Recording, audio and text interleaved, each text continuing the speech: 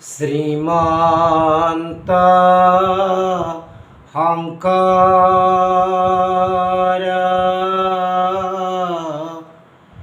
হৰি ভকত জানা যেন কল্প তৰু তান্ত বিনাই নাই নাই নাই আমার পরম গুরু রাম তান্ত বিনাই নাই নাই নাই আমার পরম গুরু। কৃষ্ণ। সমস্ত বাপ বান্ধৱ আই মাতৃসকলৰ শ্ৰীচৰণত আমি অদমৰ ভক্তি ভৰা প্ৰতিবাদ জনাইছোঁ। যোৱা দুদিন তিনিদিন আমি বৰঙাজুলি সত্ৰৰ থকাৰ কাৰণে তাৰ ভক্তসকলৰ পদৰজ শিৰত অভিষেক কৰাৰ কাৰণে গৈছিলোঁ। এনেকুৱা একান্ত ভকত যিসকলে নিৰন্তৰ ভকত শিৰোমণি হৰে কৃষ্ণ মহন্ত আতাৰ যি আদৰ্শ তাক শিৰোগত কৰি হৰিনামত মত্ত হৈ সমস্ত গৃহস্থ কৰ্ম কৰি আছে। যেনেকৈ বৃন্দাবনৰ গোপীবিলাকে গৃহ কৰ্ম কৰোঁতেও ঈশ্বৰৰ নামত ঈশ্বৰৰ গুণ যশ লীলা কীৰ্তন কৰি কৰি ঈশ্বৰতে নিমজ্জিত হৈ আছিল, ঠিক তেনেধৰণে মই যোৱা দুদিন যি উপলব্ধি কৰিছোঁ যে এই জগতত যদি সৰ্বশ্ৰেষ্ঠ সনাতন ধৰ্মৰ ভিতৰত সৰ্বশ্ৰেষ্ঠ যদি ধৰ্ম সনাতন ধৰ্ম, আৰু এই সনাতন ধৰ্মৰ এক শৰণ হৰিনাম ধৰ্ম সৰ্বশ্ৰেষ্ঠ ধৰ্ম। কাৰণ হৰিৰ নাম লওঁতে না শৰীৰত কিবা কষ্ট হয়, না কিবা আমাৰ জাগতিক ধন সম্পদ ক্ষয় হয়, একোৱে আমাৰ লোকচান নহয়। আন আন ধৰ্ম কৰিব লাগিলে য'তেই সম্ভাৰ যোগাৰ কৰি ধৰ্ম কৰাৰ কাৰণে অৰ্থৰ প্ৰয়োজন হয়, আৰু য'ত অৰ্থৰ প্ৰয়োজন হয় তাত কামনা নিশ্চিতভাৱে থাকে। সেইকাৰণে ধৰ্ম অৰ্থ কাম এই তিনি পুৰুষাৰ্থ যিসকলে কৰি আছে তেওঁলোকৰ কাৰণে কি হ'ব বোলে, পুনৰ হয়তো কোনোবাই স্বৰ্গত যাব পুণ্য অৰ্জন কৰি, আৰু স্বৰ্গ গ'লেও চিনে পুণ্যে মৰ্তলোকে বিচন্তি, পুনঃ পুণ্যক্ষয় হোৱাৰ লগে লগে এই মৰ্তলোকত আহি আকৌ কৰ্মবন্ধ অনুসৰি নানা জনিত ভ্ৰমি ফুৰিব লাগিব। কিন্তু একমাত্ৰ মুক্তিদায়ক মোক্ষপ্ৰদায়ক যদি ধৰ্ম আছে তেনেহ'লে মহাপুৰুষ শ্ৰীমন্ত শংকৰদেৱ গুৰুজনাই অসমত যি ধৰ্ম প্ৰচাৰ কৰি গৈছে সেই এক শৰণ হৰিনাম ধৰ্ম সৰ্বোত্তম ধৰ্ম বুলি মই বিশ্বাস কৰোঁ। আপোনালোকে কৰে নকৰে মই নাজানো, কিন্তু মই বিশ্বাস কৰোঁ আৰু সুদৃঢ় বিশ্বাস যে এই ধৰ্মই জীৱৰ কল্যাণ সাধন কৰাটো নিশ্চিত। জীৱক এনেকুৱা উত্তৰণ কৰিব যে জন্ম মৃত্যুৰ সীমা পাব। আপোনালোকে চাওক, আমি যদি ভাগৱতৰ জৰিয়তে যদি ইয়াক আলোচনা কৰোঁ, মহৰ্ষি ব্যাসদেৱে কি লিখা নাই, তেওঁৰ তত্বাৱধানত জৈমিনী, পৈল আদি ঋষিসকলে বেদৰ আগম ভাৱ লিখিলে, মন্ত্ৰ বা সংহিতা আৰু ব্ৰাহ্মণ্য। তাৰপিছত যেতিয়া মহৰ্ষি ব্যাসদেৱে দেখিলে যে মানুহবিলাক আগম মাৰ্গত কামী হৈ কেৱল যশ, ধন, সম্পত্তি, পুত্ৰ, ভাৰ্যা আদি প্ৰাপ্তিৰ কাৰণে মাত্ৰ লাগি গ'ল, তেতিয়া তেওঁ নিগমভাগ, আৰণ্যক আৰু উপনিষদ তত্বাৱধানত লিখালে। তৎসত্ত্বেও যেতিয়া মানুহে নিগম মাৰ্গৰ জৰিয়তে নগ'ল, তাৰপিছত পুৰাণ আদি লিখিলে, ভাৰত লিখিলে, আৰু ভাৰত লিখিও তেওঁ কি বোলে, তেওঁ শান্তি প্ৰাপ্তি নহ'ল। ভাৰতৰ অন্তৰ্গত শ্ৰীমদ ভগৱত গীতাৰ 7 শ্লোক ৰচনা কৰিলে, তৎসত্ত্বেও তেওঁ শান্তি প্ৰাপ্তি নকৰিলে। তেতিয়া কি হ'ল বোলে, ব্ৰহ্মাদেৱৰ আদেশত দেৱৰ্ষি নাৰদ, যি ভগৱানৰ অৱতাৰ, তেওঁক ভগৱানৰ কৃষ্ণ যি ভগৱান কৃষ্ণৰ মুখ নিঃসৃত যি ভাগৱত তত্ত্ব প্ৰচাৰ কৰিবলৈ পঠালে। আৰু নাৰদে আহি ব্যাসক বুজাই দিলে যে নাৰদ, তুমি যিবিলাক গৰিহিত কৰ্মক কহিলা ধৰ্ম বুলি, ইমান গৰিহিত কৰ্মবিলাকক পশু পক্ষীৰ প্ৰাণ লৈ নানা বলি বিধান কৰি মানুহে কেৱল যশো দেহি, ধনম দেহি, পুত্ৰম দেহি,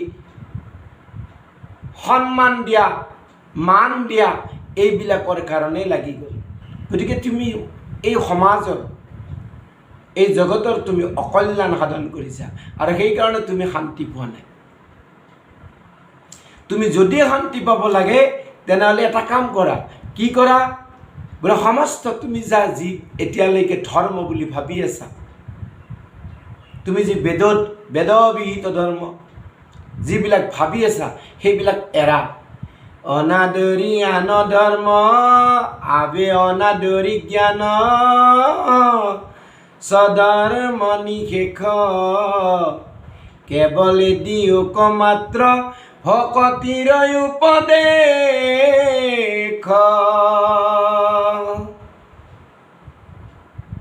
জ্ঞানৰ দ্বাৰাই মানুহৰ অহংকাৰ জন্মে, গৰ্ব অহংকাৰ হয়।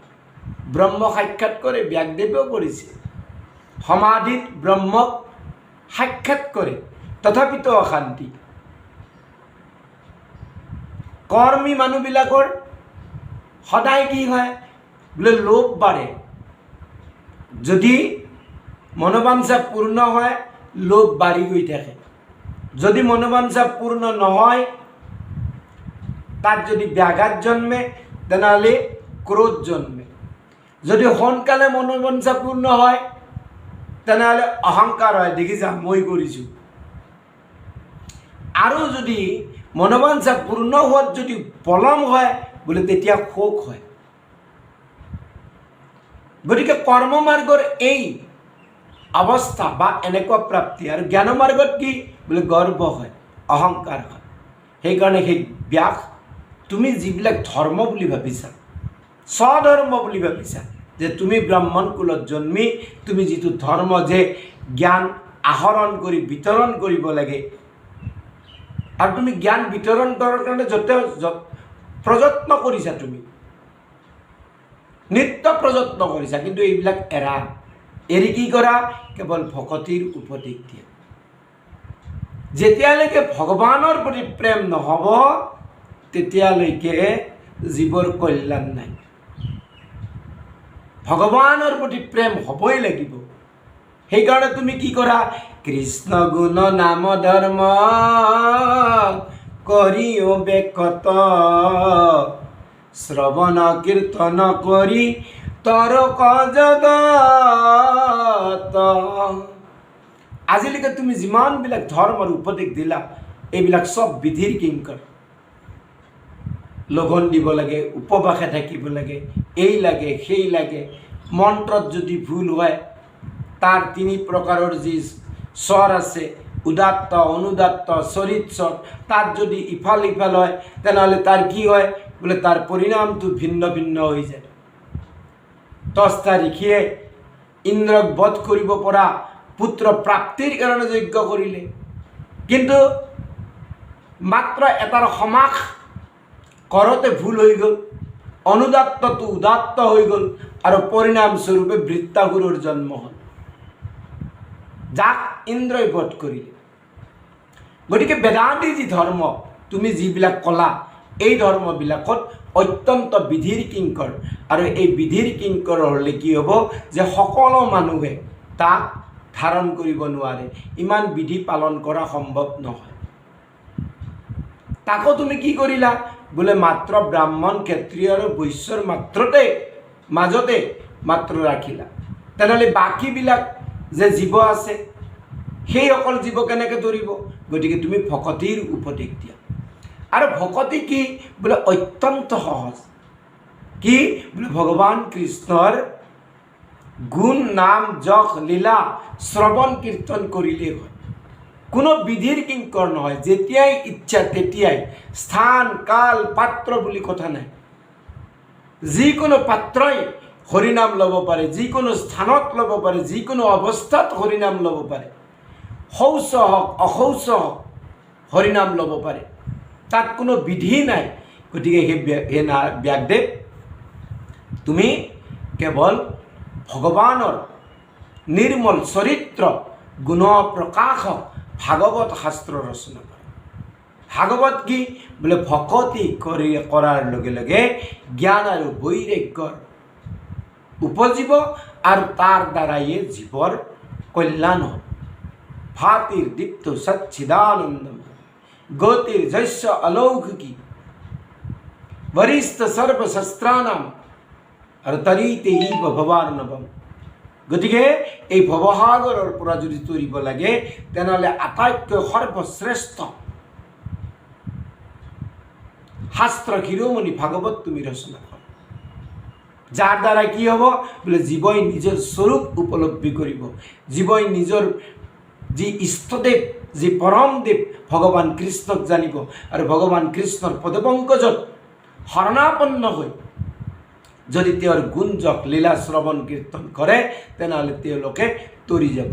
গতিকে ঠিক তেতিয়া ব্যাসদেৱে কি কৰিলে?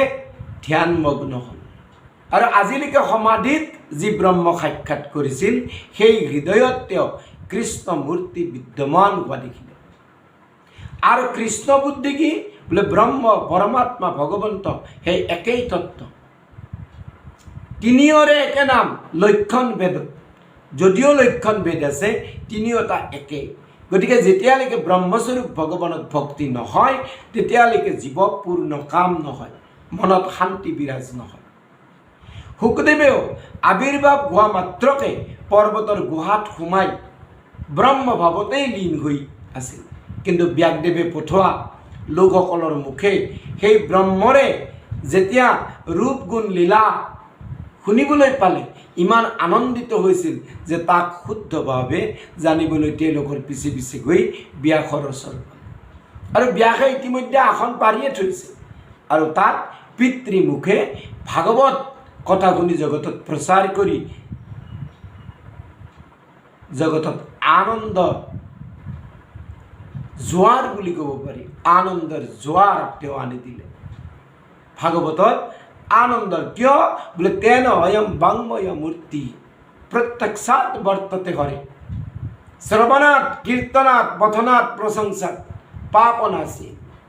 এই ভাগৱত শাস্ত্ৰ শ্ৰৱণ কীৰ্তন পাঠ বা কোনোবাই যদি প্ৰশংসাও কৰে তেনেহ'লে কি হয় সমস্ত পাপৰ বিনাশ হয়। আৰু ভাগৱত তেন অয়ম, গতিকে ভগৱানৰ সাক্ষাৎ বাংময় মূৰ্তি। গতিকে ভগৱান কেনে বোলে ৰস বৈশ্য, ভগৱান ৰসস্বৰূপ, আনন্দস্বৰূপ, চিৎস্বৰূপ, সৎস্বৰূপ, সচ্চিদ আনন্দ। সেইকাৰণে আনন্দৰ জোৱাৰ বোৱাই দিলে গোটেই ধৰাধামত। আৰু সেইকাৰণে ব্যাসদেৱে শুকদেৱে কৈছে, হেন কৃপাময়া গুৰু পিতৃব্যাস নমিতা নচৰণত তাহান কৃপাত পৰিল সাক্ষাৎ এইটো মহাভাগৱত।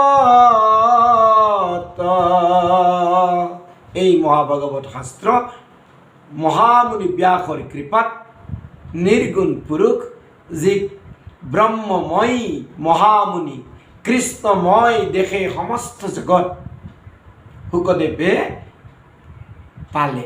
আৰু পাই এই সৰ্বশাস্ত্ৰ শিৰোমণি ভাগৱত কথা জগত কল্যাণ হেতু কি কৰিলে বোলে সাক্ষাৎ শ্ৰীহৰিয়ে ব্ৰহ্মাই নাৰদক, নাৰদে ব্যাসক আৰু ব্যাসদেৱে জীৱনমুক্ত শুকদেৱক পঢ়ুৱালে। আৰু মহামুনি শুকদেৱে পৰীক্ষিতক কোৱাৰ চলেৰে, পৰীক্ষিতক বিশিষ্ট মৃত্যু দিয়াৰ চলেৰে গংগাৰ পাৰত আমাৰ এই জগতৰ লোকক দি থৈ গ'ল। সেইকাৰণে মাধৱদেৱ মহাপুৰুষে নামঘোষা শাস্ত্ৰত লিখিছে, শুক নিগদতি পৰীক্ষিত যদি আমি নিৰ্গুণত স্থিত তথাপি উত্তম শ্লোকৰ মহিমা গুণে। উত্তম শ্লোক মানে ভগৱন্তৰ কথা কৈছে। কৰিলে ক মুক বৈশ্য চিত্ত ভাগৱত গ্ৰন্থ বিপৰীত পৰময়ানন্দে পঢ়িলো মইয়া পোনে। নিৰ্গুণ পুৰুষ ব্ৰহ্মময় মহামুনি ব্ৰহ্মানন্দত যি নিমজ্জিত হৈ থাকে, তেওঁ আকৌ ভাগৱত কিয় পঢ়িব লগা হ'ল? বোলে ভাগৱত কি? বোলে ৰসস্বৰূপ। কিয়? বোলে যি ভগৱান ৰস বৈছ, ভগৱানৰ যি এটা স্বৰূপ ৰস স্বৰূপ, এই ৰস স্বৰূপ ভগৱানৰ এই ৰসময় যি ভাগৱত, এই ৰসময় ভাগৱত পাই শুকদেৱে পৰম আনন্দ পালে, পৰম আনন্দ পালে। যি ব্ৰহ্মক তেওঁ, যি ব্ৰহ্মানন্দত যে তেওঁ নিমজ্জিত হৈ আছিল, সেই ব্ৰহ্মৰে যি ৰস ইয়াত পালে, পাই কৰিলে যে মই নিজে পৰম আনন্দে পঢ়িলোঁ। আৰু পঢ়ি কি হ'ল? তোমাত কহিব সেই শাস্ত্ৰ তুমি আকৌ শুনিবাৰ পাত্ৰ। কাক কৈছে? পৰীক্ষিতক কৈছে। কিয়? বোলে তেওঁ ধৰ্ম অৰ্থ কাম এই তিনি পুৰুষাৰ্থ পৰিহৰি কি কৰিবলৈ আহিছে? গংগাৰ পাৰত মোক্ষ প্ৰাপ্তিৰ কাৰণে আহিছে। সিংহাসন, মান, সন্মান, পদ, প্ৰতিষ্ঠা, পুত্ৰ, ভাৰ্যা, ধন, সম্পদ সমস্ত পৰিহৰি তেওঁ গংগাৰ পাৰত উপস্থিত হৈছে। কিয়? একমাত্ৰ কৃষ্ণ পদ ভজিবাৰ সংকল্প চিত্ত হ'ল, কেৱল কৃষ্ণ গুণ নাম শ্ৰৱণ কীৰ্তন কৰাৰ কাৰণে। আৰু সেইকাৰণে শুকদেৱে কৈছে যে তুমি ইয়াক শুনাৰ কাৰণে পাত্ৰ, যোগ্য পাত্ৰ যদি আছা তুমি। আৰু সেইকাৰণে গংগাৰ পাৰত ইমানবিলাক ঋষি আছিল, মাত্ৰ দুজনে তাত শুনিছিল, এজন পৰীক্ষিত মহাৰাজে আৰু আনজন উগ্ৰশ্ৰৱাহুতে। বাকী সমস্ত ঋষি নিজ নিজ যি ধৰ্ম ধাৰণ কৰিছিল সেই ধৰ্মতে ৰৈ গ'ল, সেই ধৰ্মতে ৰৈ গ'ল। কোনো যোগ্য পাত্ৰ নহ'ল। সুতোষে পঠালে নমিক হিৰণ্যলৈকে। কিয়? বশিষ্ঠ, অৰিষ্ঠ, নেমি, উতংক আদি যি ইমানবিলাক ঋষি আছিল, বিশ্বামিত্ৰ, ব্যাস, পৰাশৰ, তেওঁলোকক কিয় নপঠালে? বোলে তেওঁলোকে ভাগৱত প্ৰচাৰৰ কাৰণে যোগ্য হোৱা নাই। কিয় হোৱা নাই? বোলে তেওঁলোকে নিজৰ নিজৰ ধৰ্মবিলাক এৰি দিয়া নাই, স্বধৰ্ম এৰা নাই। সেইকাৰণে ইহাস্ত্ৰত শ্ৰদ্ধা মাত্ৰ কত মুকুন্দৰ পাদ পঙ্কজত আতি শীঘ্ৰে তাৰ হয়ে জানা হতি মতি। আৰ সেই কাৰণে ভাগৱত শাস্ত্ৰ প্ৰথম কথাই হল বিশ্বাস। গুৰু বেদান্ত বাক্যেষু বিশ্বাস ইতি শ্ৰদ্ধা। যেতিয়ালৈকে গুৰু আৰু বেদান্ত বাক্য ভাগৱতত বিশ্বাস নজন্মে, সুদৃঢ় বিশ্বাস যে এই ভাগৱত যি ভগৱান, এই ভগৱানে মোক ৰক্ষা কৰিব, এই ভগৱানকে মই বৰণ কৰিছোঁ, এই ভগৱানৰ যি উপদেশ তাক মই পালন কৰিম, এই ভগৱানে যি কোৱা নাই বাধা দিছে তাক মই পৰিহাৰ কৰিম, অতি দিনহীন হ'ম, কাৰ্পণ্যকৰ হ'ম। এইখিনি হৈ যদি কোনোবাই ভাগৱত শাস্ত্ৰ যদি শুনে তেনেহ'লে তেওঁৰ কল্যাণ নিশ্চিত। তৎসত্ত্বেও ব্যাকৃত যি বেদান্ত দৰ্শনৰ নিজ মতি অনুসাৰে নানানবিলাকে নানা ভাষ্য লিখিছে। দ্বৈত, অদ্বৈত, শুদ্ধাদ্বৈত, দ্বৈতাদ্বৈত, বিশিষ্ট অদ্বৈত, নানা ভাষ্য লিখি আমাৰ ভাৰতবৰ্ষত নানা বৈষ্ণৱ সম্প্ৰদায়ৰ সৃষ্টি হৈছে। কিন্তু মহাপুৰুষ শংকৰদেৱে কোনো ভাষ্য লিখা নাই। কিয় লিখা নাই? তেওঁ জানে যে ব্যাস ভাষ্যত কৰি আৰু উৎকৃষ্ট শ্ৰেষ্ঠতম ভাষ্য নাই। নাৰায়ণৰ মুখনিসৃত ব্যাসদেৱ কৃত যি শ্ৰীমদ ভাগৱত গীতা আৰু শ্ৰীমদ ভাগৱতকে সাৰ কৰি মাধৱদেৱ মহাপুৰুষৰ ভাষাৰে এক শৰণ হৰিনাম ধৰ্ম কহু ৰাজা প্ৰকাশ কৰিলে মহাপুৰুষ শ্ৰীমন্ত শংকৰদেৱ গুৰুজনাই, আৰু আমাৰ মাজত বিলাই থৈ গ'ল। তৎসত্ত্বেও আজি অসমৰ মানুহে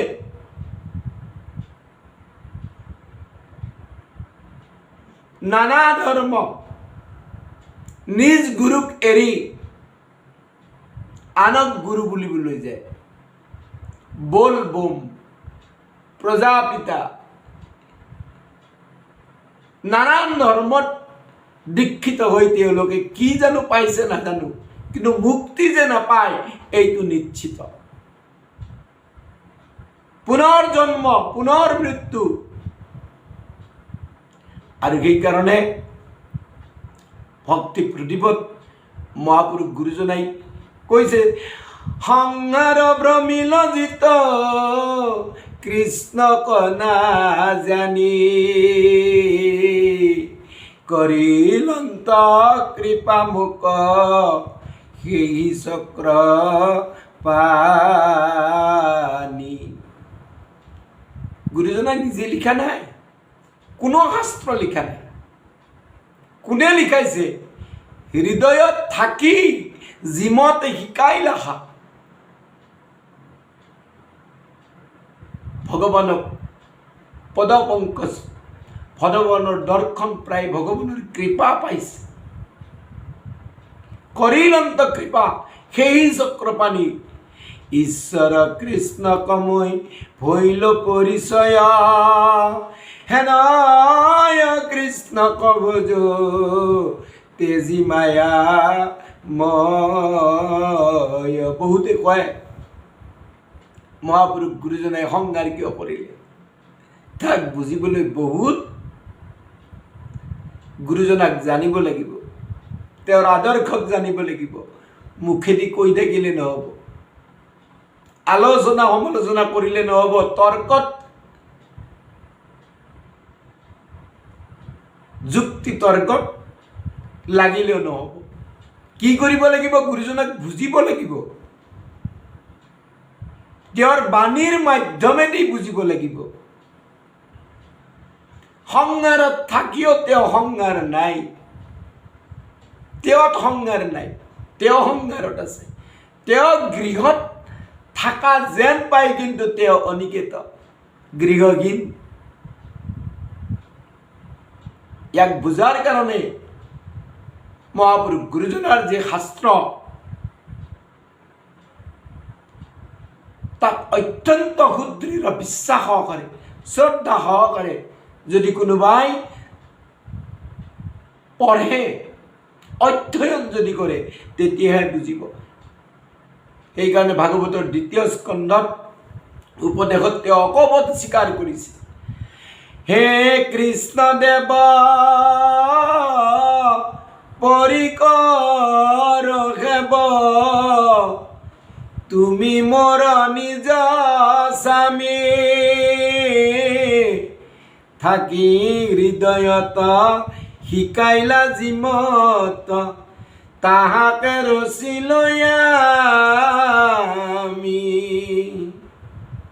আজিলৈকে কিমান সাহিত্যিক জগতত ওলাইছে, মহাপুৰুষ গুৰুজনাই যিখিনি লিখি থৈ গৈছে, ইমান কম সময়ৰ ভিতৰত কোনোবাই আজিলৈকে পাৰিছে? আজিলৈকে কিমানখন গ্ৰন্থ এই পৃথিৱীত মহান গ্ৰন্থ হৈ আছে, আহিছে গৈছে, কিন্তু কীৰ্তন ঘোষা, ভাগৱত, ভক্তি ৰত্নাৱলী, এই শাস্ত্ৰবিলাক যেটো কেতিয়াবা কোনোবাই পাহৰিছে, নপঢ়িব পাৰে কিন্তু ঘৰত কিনি ৰাখিছে, নামানিব পাৰে তথাপিতো ঘৰত আছে। মইয়া তিজৰ এইটো কথা বৰ, তুমি চৈতন্য হৰি, নচু আজি মতে নাচো মতে, তজুৱাই গাখীৰে ধৰি। আৰু সেয়েহে মহাপুৰুষ শ্ৰীমন্ত শংকৰদেৱ গুৰুজনাৰ যি সৰ্বসম্প্ৰদায় স্বীকৃত মাত্ৰ যি কৃষ্ণ নামকে যি প্ৰাধান্য দি মহাপুৰুষীয়া ধৰ্ম, ভাগৱতী ধৰ্ম প্ৰচাৰ কৰিছে, এই ধৰ্মত মূৰ্তিৰ কোনো স্থান নাই, কোনো বিধি নাই, কোনো জাত পাত নাই, অস্পৃশ্য একো নাই, আছে মাত্ৰ শ্ৰৱণ কীৰ্তন নিৰ্মল ভকতি কাকুতি কৰিয়া মাগো।